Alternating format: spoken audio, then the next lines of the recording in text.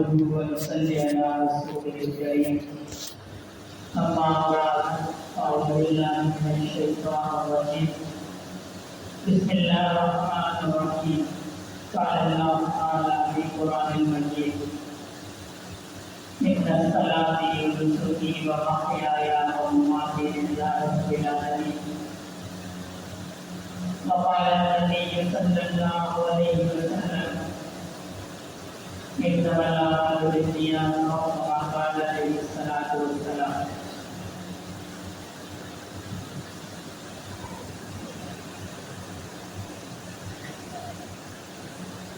آج یوم عرفہ کا دن ہے اور کل جو ہے وہ عید کا دن ہے، عید الاضحیٰ کا.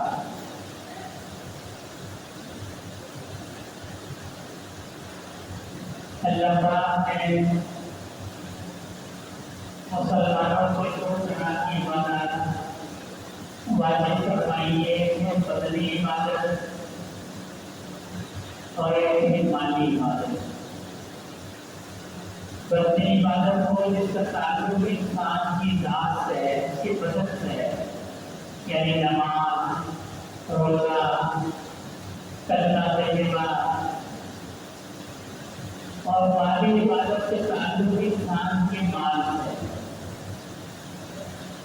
یعنی قربانی، یعنی حج، یعنی زکات.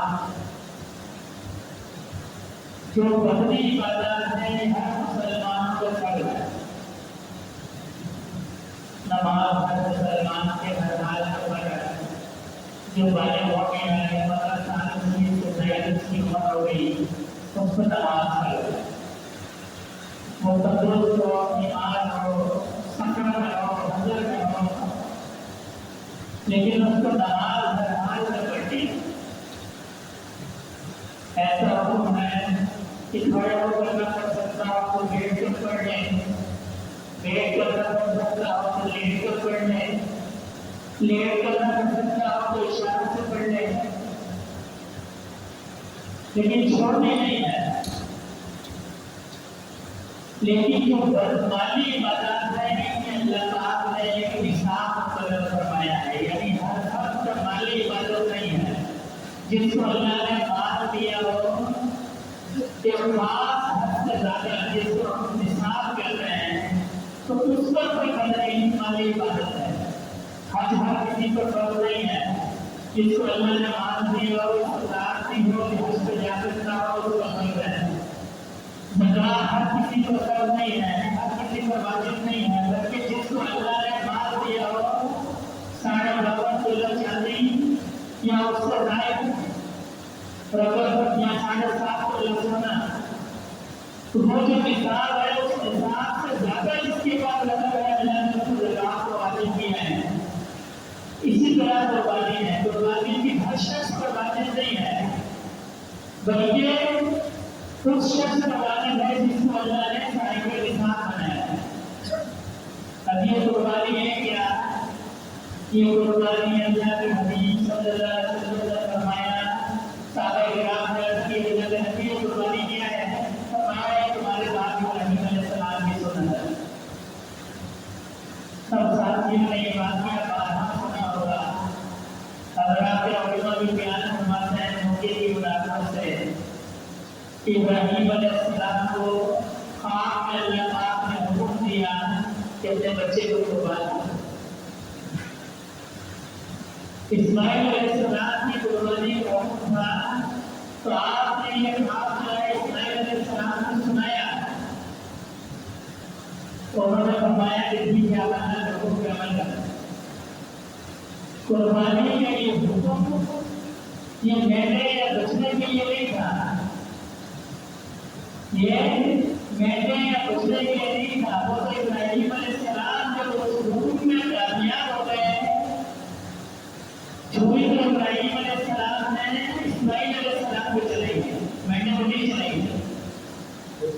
یہ جو چھوڑی چلائی تھی یہ اسماعیل علیہ السلام کو چلائی تھی، لیکن اللہ پاک کی مشیت ایسی نہیں تھی. ابراہیم علیہ السلام کو حکم ہوا آپ جنت سے ایک بیٹا لے کر آئے، اسماعیل علیہ السلام کو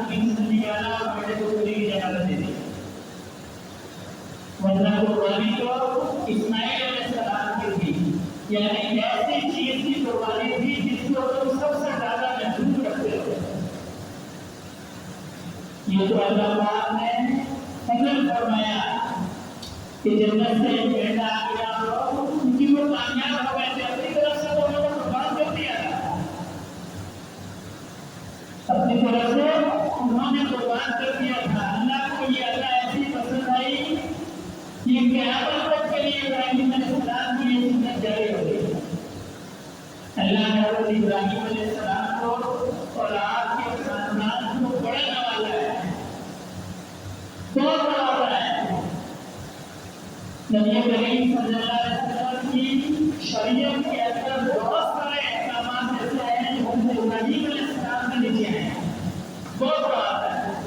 قربانی کی جو سنت ہے ابراہیم علیہ السلام کی سنت ہے.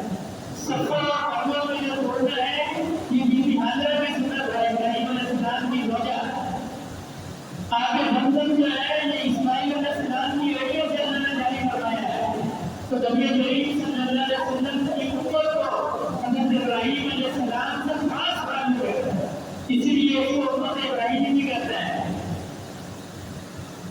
نبی کریم صلی اللہ علیہ وسلم کی میراث سے تشریف لے گئے، ابراہیم علیہ السلام سے ملاقات ہوئی تو دیکھا آپ صلی اللہ علیہ وسلم کے بہت مشابہت دین ہے، آپ صلی اللہ علیہ وسلم سے بہت ملتے ہو.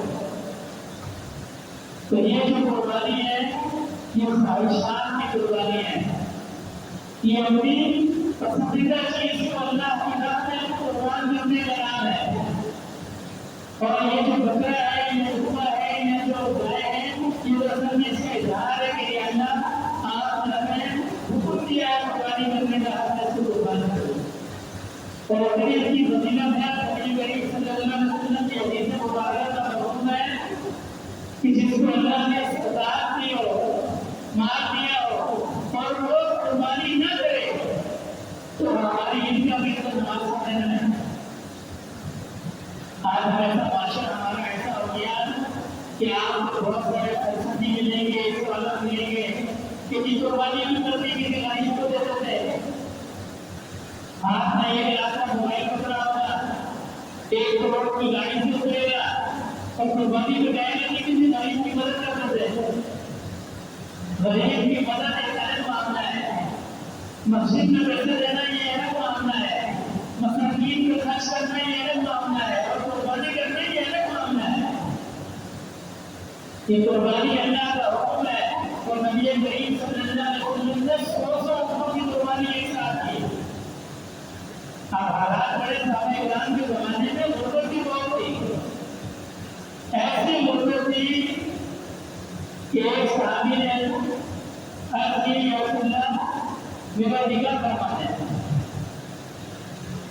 نکاح کے لیے تو دادی کہ بہن دینے کے لیے تمہارے پاس کیا ہے؟ اس نے کہا کہ یہ چادر ہے، یہ میں پڑھتا ہوں، میرا صدر کا کام کرتے ہیں، اس میں سے آدھی میں دے سکتا ہوں، یعنی باہر کے آدھی میں دے سکتا ہوں. سامنے ہمیں آدھی میں تمہارے کام کی رہے گی، میں اس کی کام کی رہے گی. اور پھر بھی اس ماحول کے اندر، اس معاشرے کے اندر، غربت کے اندر نبی کریم صلی اللہ علیہ وسلم نے 100 قربانیاں کی ہیں. یہ آپ جو مسئلے میں آگے بتاتے ہیں کہ غربت بہت ہے، قربانی نہیں کرو.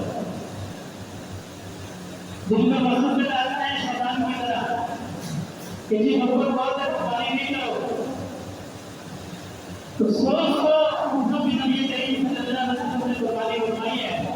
اور اگر آپ اس کو معاشی نظر سے دیکھیں تو جتنی غربت اس سرگرمی کے اندر ہے کسی اور کا نہیں ہے. ایک بندہ مال پالتا ہے ہر سال، پھر وہ ایک بکری لے کے آتا ہے، جو ٹرانسپورٹ کر رہے ہیں وہ نفع ہوتا ہے. تو ساتھی ٹرانسپورٹ کے کاروبار سے وابستہ ہو، کسی کے ٹرک ہو یا ٹیمپو ہو، روٹی کھائیے، اس کو پتا ہے یہ سیزن ہے ہمارا، اس میں ٹرانسپورٹ ہوتی ہے، مویشی آتے ہیں اس کو نفع ہے. پھر منڈی میں لوگ چھوٹی چھوٹی چیزیں بیچتے ہیں ان کو نفع ہے. پھر لوگ ان کو خریدتے ہیں اور اس سے پالے ہوتے ہیں اس کو نفع ہے. پھر قربانی کے کسائی بنوائی جاتے ہیں اس کو نفع ہے. پھر گھر والے خوش ہوتے ہیں، ہم ذبح کرتے ہیں، ہم خوشیاں مناتے ہیں، یہ وہ بھی نفع ہے. پھر گوشت آئے غریبوں مساکین میں بانٹنا ہے، یہ بھی نفع ہے. یہ پورا سائیکل جو ہے یہ پورا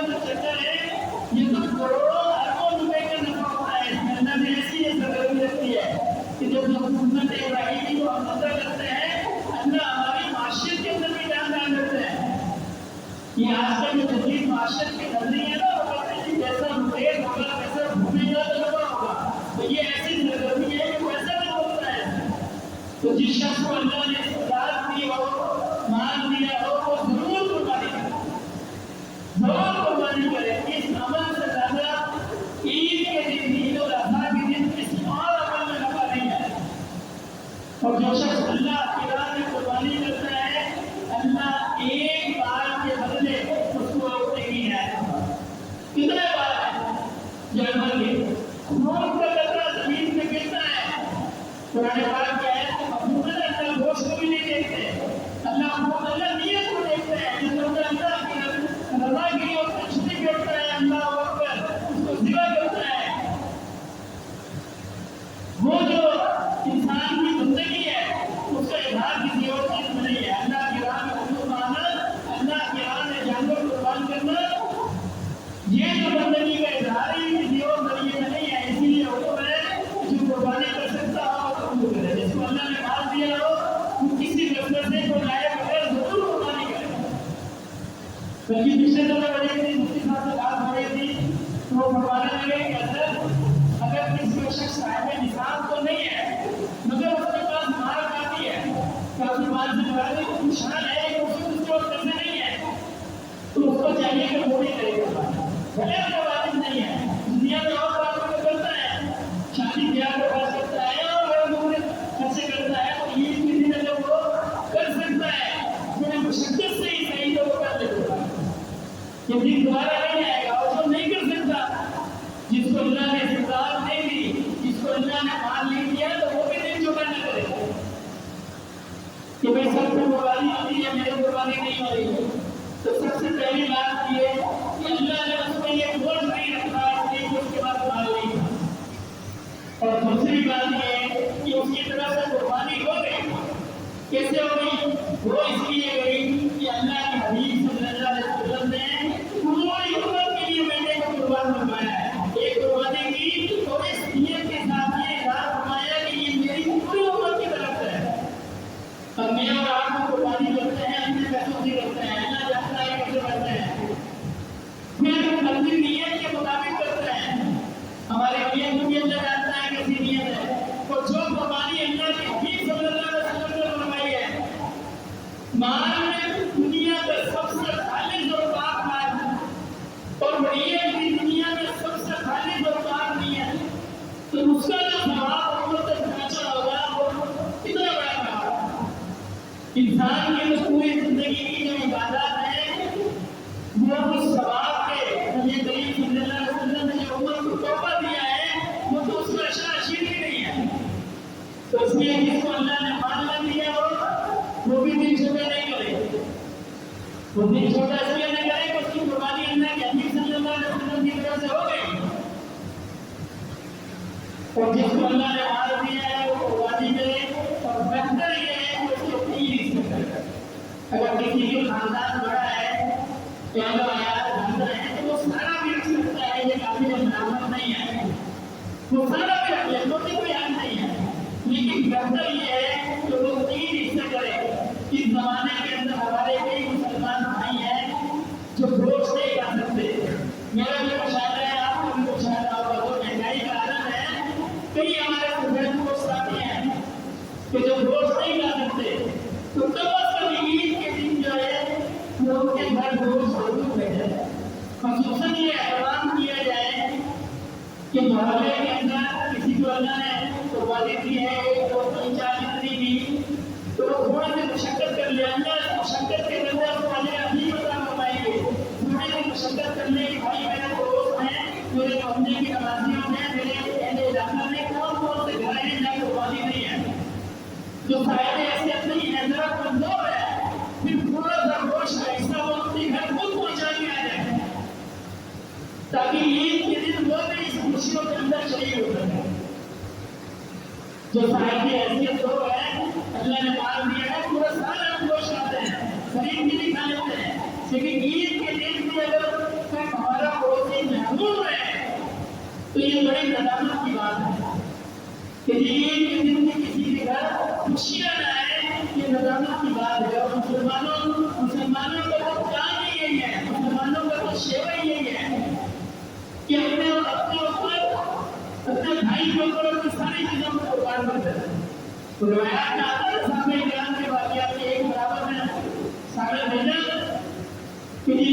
खाना बेच रहे हैं, भूखे हैं, उन्होंने अपने बराबर में बेच दिया, क्योंकि इंडिया भी कुछ नहीं बता, वो भूखा भूखा वापस उस घर में आ गया। ऐसा इंसाफ मुसलमानों को है। वैसे तो पूरा समाज में इंसाफ का मुजाहरा होना चाहिए, लेकिन कम से कम त्योहार के मौके पे, खुशी के मौके पे इंसाफ का ऐसा मुजाहरा होना चाहिए कि कोई हमारा पड़ोसी इस खुशी से महरूम न रहे। और फिर ईद के दिन जो है, कभी ईद का दिन है, ईद के दिन अल्लाह के नबी सल्लल्लाहु अलैहि वसल्लम ने खुशी मनाने का हुक्म दिया। मैं अक्सर ये कहा करता हूँ, हमारे यहाँ बाप लोग इस तरह तो गलत लाभ होता है। क्या मतलब लाभ होता है कि ईद के दिन खुशी नहीं मनाती जी। मुझे सारा पता चला वो मरहूम याद आ गया था, सही है, सारा मसला हो गया था, मैं पूरा सारा मरहूम को याद करने के लिए पूरा सारा याद है। लेकिन ये खुशी का मौका है जब ये करीब सल्लल्लाहु अलैहि वसल्लम ने फरमाया कि ईद के दो दिन है, ईद उल अज़हा और एक ईद उल फितर और एक ईद उल अज़हा। अल्लाह ने इन दोनों को मुसलमानों के लिए ईद बनाया है। ईद का मतलब है खुशी है। तो जिसको अल्लाह ने नया जोड़ा दिया हो वो नया जोड़ा है, और जिसको अल्लाह ने नया जोड़ा न दिया हो तो घर में जितने जोड़े हैं उनका जो सबसे अच्छा जोड़ा है वो है। और फिर नहाए धोए खुशबू लगाए तैयार हो और फिर अपने बच्चों को लेकर ईदगाह की तरफ और तकबीर पढ़ता हुआ है, अल्लाहु अकबर अल्लाहु अकबर ला इलाहा इल्लल्लाह अल्लाहु अकबर अल्लाहु अकबर वलिल्लाहिल हम्द। ये जो तकबीरात हैं ये तो बेसिक की बातें बयान बहुत सारी है ना, 9 तारीख की छुट्टी से लेकर 13 तारीख की असर तक हर नमाज के बाद कम से कम एक मरतबा पढ़ना वाजिब है, मरतबा का ऊंची आवाज में और मरतबा का हल्की आवाज में। और वैसे ही जो अय्याम है पहली तारीख से लेकर 10 तारीख है, इसमें तकबीरात को ज्यादा से ज्यादा पढ़ा जाए। और ईद के दिन तो बुलंद आवाज से, दरमियानी आवाज से जब बंदा घर से निकले तो इन तकबीरात को पढ़ता हुआ निकले, अल्लाह के हमद सना बयान करता हुआ निकले। और मुस्तहब तरीका ये है कि नबी करीम सल्लल्लाहु अलैहि वसल्लम ईदों के पर घर से मीठा खा के निकला करते थे। तो उसमें हज़रात लोग फरमाते हैं उसका मकसद ये है, उसकी इल्लत ये है, उसका हुक्म ये है कि जो पहले रमजान का महीना होता है तो उसके बाद ईद आती है, तो ये ना समझा जाए कि इसमें जो होता है तो पहले उसको मीठा खा के मैंने बड़ी तशरीफ लाया करते थे, ताकि मुसलमानों को ये त्योहार हमारी ईद है, आज हमारा रोजा नहीं है। तो ईद उल फितर में ये है कि घर से मीठा खा के निकला जाए, और ईद उल अज़हा में ये है कि कुर्बानी के जानवर से सुबह में नाश्ता किया जाए, यानी कुछ ना खाया जाए, तैयार वगैरह होकर खुशबू लगा दिया, नए कपड़े पहन दिए, खुशी का इजहार करके घर से निकला जाए, तकबीरात पढ़ते हुए ईद की नमाज पढ़ के वापस जाए, जानवर को ज़िबा करें और फिर क्योंकि इसमें जो पहले रोजा नहीं है, रमजान का महीना नहीं है, तो ये मुशावरत होने का गुमान नहीं है। तो हुक्म ये है कि ईद की नमाज के बाद जब ज़िबा किया जाए जानवर से कुछ खाएं, लेकिन ये फर्ज ये वाजिब नहीं है। अगर कोई बीमार है या कोई और उसको आदत है कि नाश्ता करते ही है तो लोग बनाया तो कर सकता है, बगैर किसी उसके महाबत के कर सकता है, कोई वो नहीं है, लेकिन बेहतर ये है। और ईद का दिन एक जगह देने ईद की नमाज हुक्म ये है कि खुली जगहों पर पढ़ी जाए, बड़े मजमे में पढ़ी जाए। उसकी दो उसकी बात एक वजह तो ये है कि जब मुसलमान एक बड़े मजमे में ईद की नमाज अदा करेंगे, अल्लाह दीन को रोज देंगे, दीन का रोज होगा, मुसलमानों का रोज होगा। ये बड़े बड़े इज्तिमात होने के मकसूद है, बड़े बड़े ईद के इज्तिमात होने चाहिए। बात करो कि ये नमाज पढ़ी है, मुझे नहीं मालूम कि यहाँ ईद की नमाज मस्जिद में होती है, लेकिन बात करो कि ये नमाज पढ़ी है कि ईद की नमाज मस्जिद में होती है, ये बेहतर नहीं है। बेहतर ये है कि ईद की नमाज बड़े मजमे में हो, ईद का मजमा बड़ा होना चाहिए, ताकि इस्लाम की शान और शौकत जो है वो जाहिर हो। इन शान की ये अल्लाह पाक ने हमें दो ईदें दी हैं, इस ईद की अज़मत जाहिर हो, मुसलमानों का छोटा फरोज जाहिर हो, उनका एक दूसरे से नेक मुलाकात, एक दूसरे से नेक मुलाकात हो। जो मामलों में नहीं मिल सकते वो ईद में मिल ले, कोई भाई भाई किसी से मिल ले, कोई दोस्त से मिल ले, ताकि एक दूसरे से मुलाकात हो, उनकी खैरियत दरियाफ्त हो, कोई मसला हो तो इंसान का चेहरा भी बता देता है।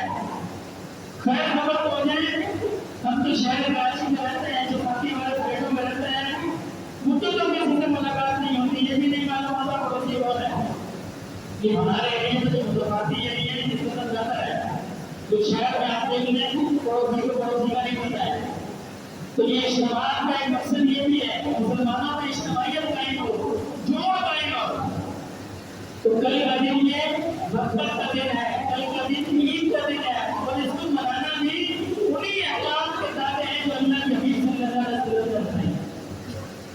مسلمان کی عید یہ نہیں ہے کہ وہ خوشی سے بے قابو ہو جائے، یہ مسلمان کا تہوار نہیں ہے. مسلمان کا تہوار یہ ہے، مسلمان کی عید یہ ہے کہ اللہ کے حبیب صلی اللہ علیہ وسلم نے جو حدود اور قیود بتائی ہے اس کے مطابق خوشی منائے. عام دنوں میں بھی گناہ کا کام کرنا منع ہے، لیکن عید کے دن زیادہ بڑا ہے، اس لیے کہ آج تو بڑا دن تھا. عام جمعوں پر بھی گناہ کا کام بڑا ہے، لیکن مسجد کے اندر اس سے زیادہ بڑا ہے، اس لیے کہ بڑی جگہ ہے. بیت اللہ میں اس سے زیادہ بڑا ہے، اس لیے کہ بڑی جگہ ہے. عام شہر میں بھی اللہ کی نافرمانی ہوئی ہے، لیکن مکہ اور مدینہ میں اور زیادہ ہوئی ہے، اس لیے کہ وہ اللہ کا وہاں اللہ کا گھر ہے، اللہ کے حبیب صلی اللہ علیہ وسلم کا گھر ہے. تو مقام کی نسبت سے اور دن کی نسبت سے اور جگہ کی نسبت سے یہ احکام بھی بدل جاتے ہیں. ایک چیز میں احکام نہیں رہتے. مکہ شریف کے احکام الگ ہیں اور آپ شکار نہیں کر سکتے. عام جگہوں کے احکام الگ ہیں، حالت احرام کے احکام الگ ہیں، بغیر احرام کی حالت کے احکام الگ ہیں، سفر کے احکام الگ ہیں، حضر کے احکام الگ ہیں. تو اسی طرح یہ عید کا دن ہے، اس میں کوشش یہ کرنی ہے کہ کم از کم آج تو خوشی کا دن ہے، آج تو انعام کا دن ہے، آج تو اللہ پاک کی محبت کا دن ہے، آج تو میں کم از کم اللہ کی نافرمانی نہ کروں. جتنے ساتھی عید کی نماز میں آتے ہیں اتنے ساتھی فجر میں بھی آنے چاہیے، اتنے ساتھی دعا میں بھی آنے چاہیے.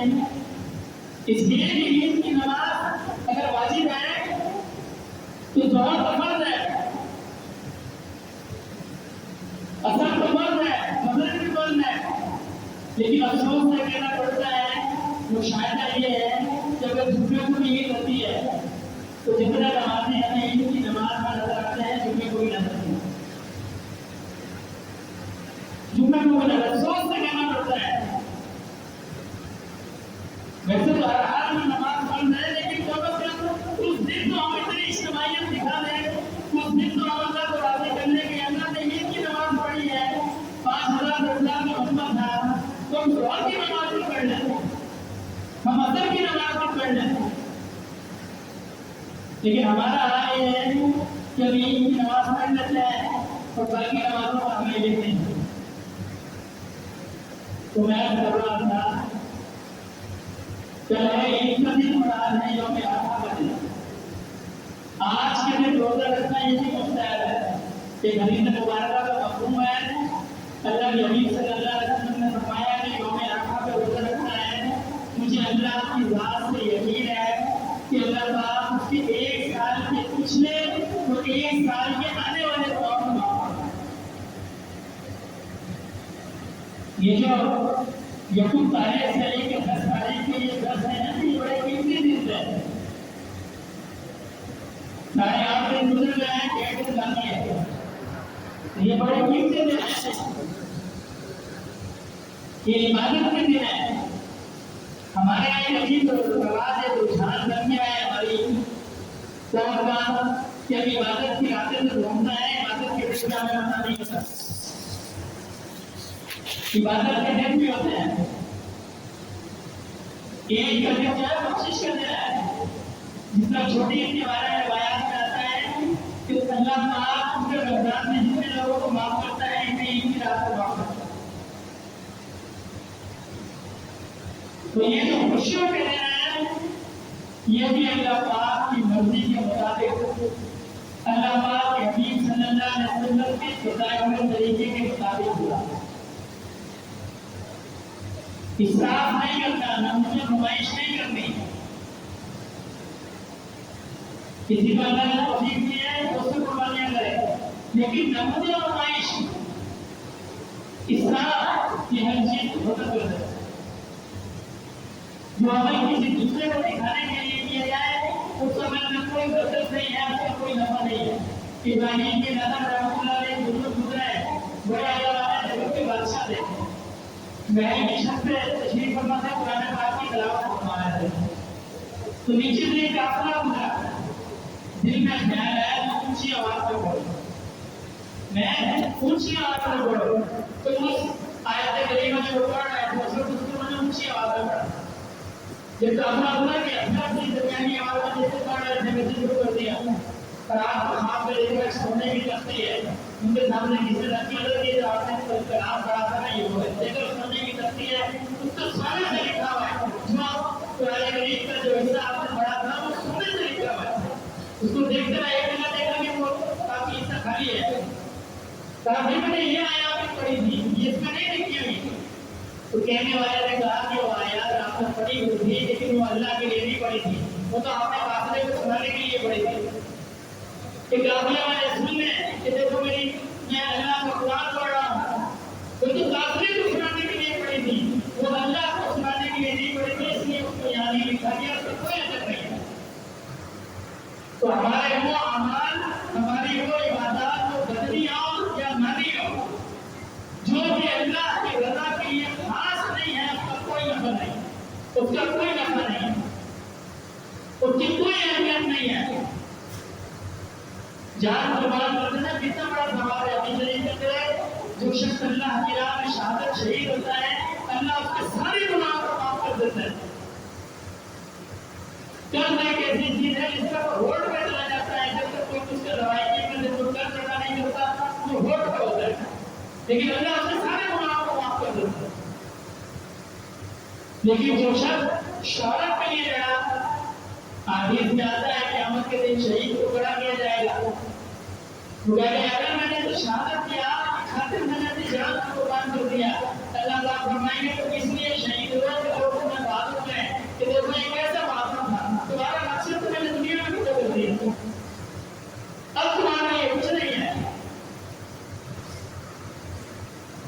تو جو شخص بھی اللہ کی عبادت کرے وہ بدنی ہو یا مالی ہو، وہ قربانی ہو، وہ زکات ہو، وہ حج ہو، وہ نماز ہو، وہ روزہ، خاص اللہ کی رضا کے لیے ہو، اس نیت سے قربانی کرنا کہ جس طرح مجھے دیکھے گا یا فرق کہے گا کہ اس کو بڑے زبردست قسم کے جانور ہیں، یہ تو بہت زبردست ہے، یا بڑی قربانیاں کرتا ہے، اس کا کوئی نفع نہیں، یہ تو بوجھ ہے انسان کے اوپر، خاص کرنا کے لیے نہ بوجھ کے لیے کرے۔ میں کسی اہل علم کا بیان سن رہا تھا تو اگر فرما رہے تھے تو کوئی حصے ڈالتا ہے، 6 حصے کسی نے ڈالے، 6 حصے پورے ہو گئے، ساتوں ایسا کسی ایسے شخص نے ڈال دیا جن کی گوشت بھی نہیں آتی، اور انہوں نے مثال یہ دی کہ کسی شخص سے بڑا سیٹ ڈال دیا، قربانی پوری ہو گئی، تو گئے کہ ہمارے 6 حصے ہو گئے ہیں، ایک حصہ باقی ہے، اگر آپ ڈال لیں تو ہمارے حصے پورے ہو جائیں گے۔ اس نے کہا میں نے بکرے لگی 6-7 8 10، چلو تو ڈالو، ایک بڑا گوشت آ جائے گا، یہ لوگ ایسے بڑا گوشت آ جائے گا، تو فرمایا وہ ایک حصہ ہے اور باقی 6 کو لے کے رک جائے گا، اپنی قربانی نہیں ہوگی، کیونکہ اس نے گوشت کی نیت سے ڈالا ہے تو بڑا گوشت بھی آ جائے گا، جب گوشت کی نیت سے قربانی کی تو وہ باقی 6 حصے بھی لے کے رک گئے۔ تو جو اللہ کی رضا کے لیے عمل نہیں کرتا وہ باقی اعمال کو لے کے رک جاتا ہے۔ دعا فرمائے اللہ تعالیٰ ہمیں اخلاص کی نعمت عطا فرمائے، ہمارے جس ساتھی نے سنت نہیں پڑھی وہ سنت ہے۔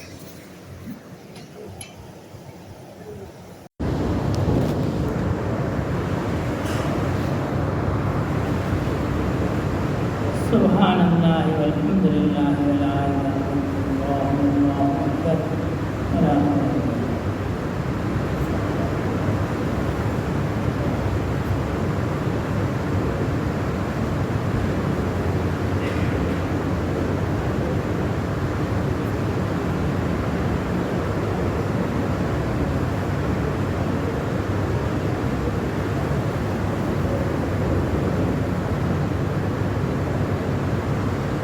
صلی اللہ علیہ وسلم۔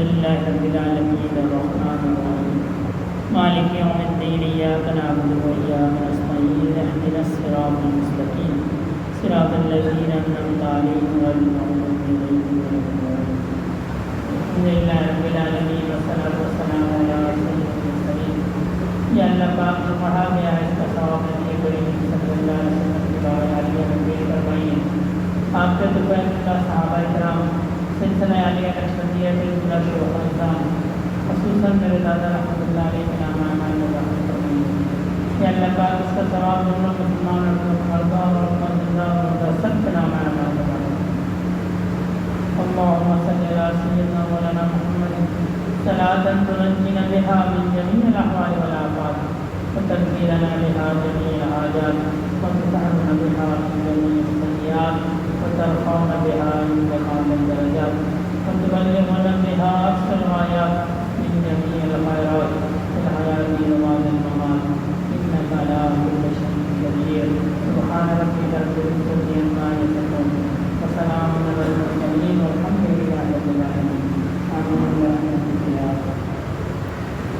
تمام ساتھی سر کو جھکا لیں چہرے کو ڈھانپ لیں آنکھوں کو بند کر لیں اپنی توجہ دل کی طرف اور دل کی توجہ اللہ رب العزت کی ذات کی طرف تسبیح چلائی جائے گی تسبیح پہ یہ گمان رکھنا ہے کہ تسبیح کی ٹک ٹک نہیں ہے بلکہ میرے دل کی دھڑکن ہے اور یہ کر رہی ہے اللہ اللہ اللہ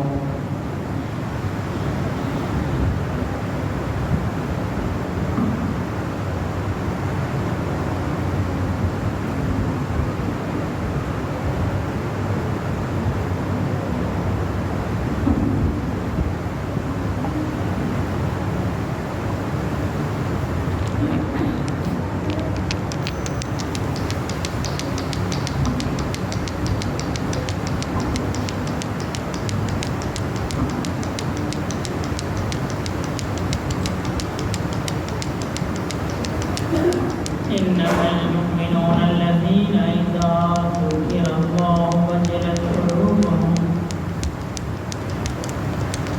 وإذا تليت عليهم آياته زادتهم إيمانا وعلى ربهم يتوكلون الذين يقيمون الصلاة ومما رزقناهم اللہ اللہ اللہ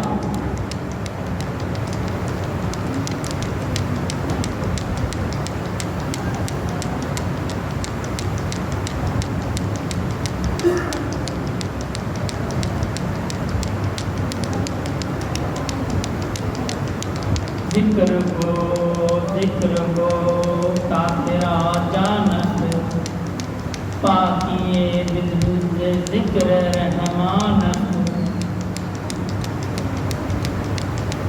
مومنہ ذکر خدا بسیار کو مومنہ ذکر خدا بسیار کو تابع آبی درد و عالم وابرو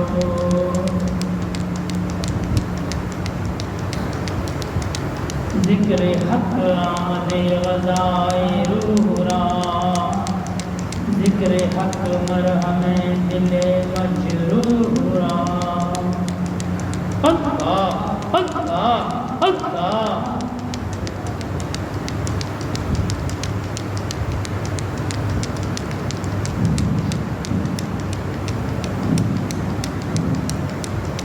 قلب کے اندر دھیان جما کر اللہ اللہ اللہ کر ہر دم عشق کی آگ لگا کر اللہ اللہ اللہ کر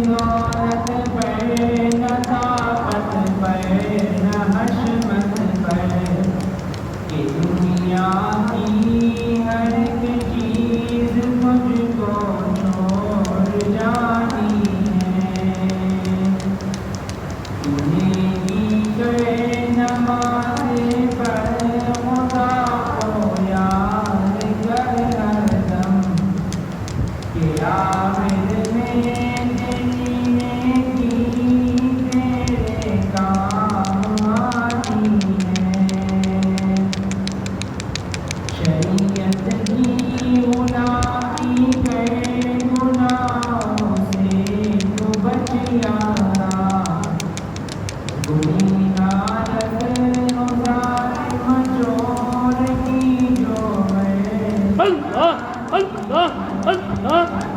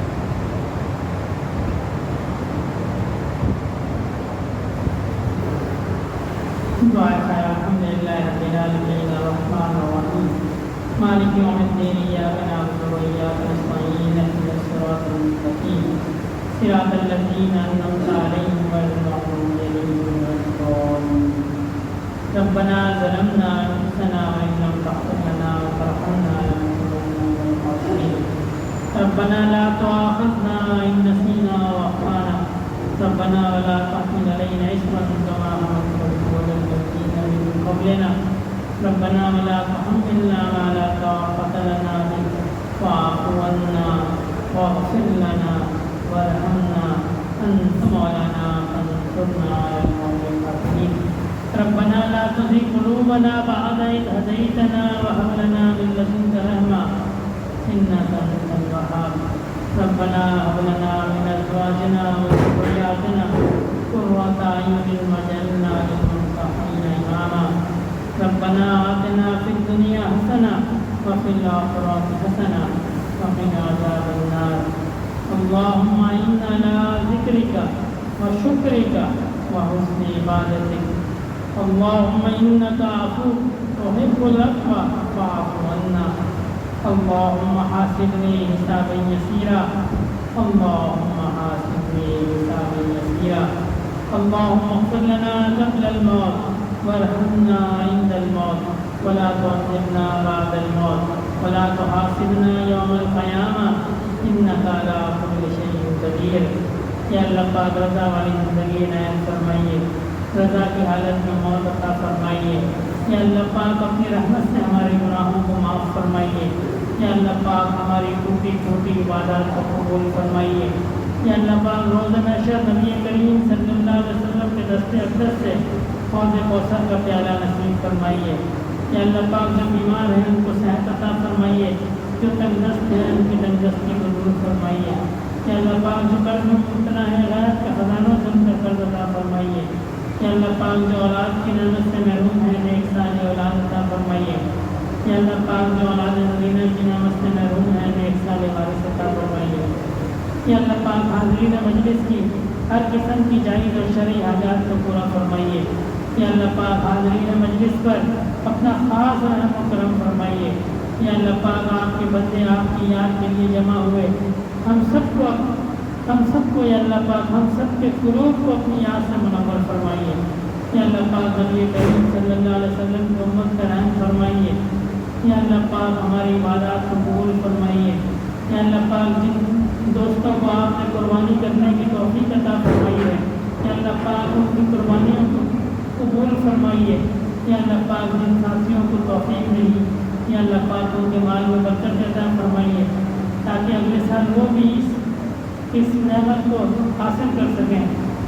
یا اللہ پاک ہم پر رحم فرمائیے، جو مانگ سکے وہ بھی عطا فرمائیے، جو نہ مانگ سکے وہ بھی عطا فرمائیے. اللہم صلی علی سیدنا مولانا محمد صلاۃ تنجینا بہا من جمیع الاحوال والآفات وتقضی لنا بہا جمیع الحاجات وتطہرنا بہا من جمیع السیئات وترفعنا بہا عندک اعلی الدرجات وتبلغنا بها أقصى الغايات من جميع الخيرات في الحياة وبعد الممات إنك على كل شيء قدير. سبحان ربك رب العزة عما يصفون وسلام على المرسلين والحمد لله رب العالمين. آمين برحمتك يا أرحم الراحمين.